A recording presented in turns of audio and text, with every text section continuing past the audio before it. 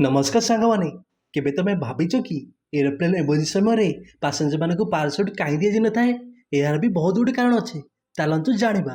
Number one, जिते aeroplane दुर्घटनाग्रस्त हो आकाश पड़ू थाए क्राश होता है एत टाइम न थाए कि 200 पासेंजर मानक पाराशूट दे गोटे गोटे पासेंजर तलू डेई पारे। नंबर दुई, लोक मैंने इमर्जेंसी एग्जिट करने ट्रेनिंग देवाक पड़ता है। यह भी लोक मैंने ठीक भाव करें ना, तथापि पासेंजर मानक ट्रेनिंग देला परे भी सबू एरोप्लेन गुड़िक 35,000 फुट उपर उड़ती।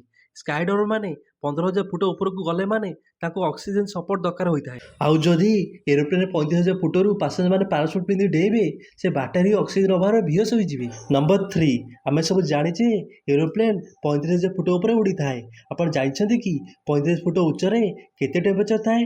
-34 डिग्री। -4-5 डिग्री हेले आमे थरुचे, ताहले पासेंजर माने केमिति पाराशूट पिंधि तळकू डेइबे।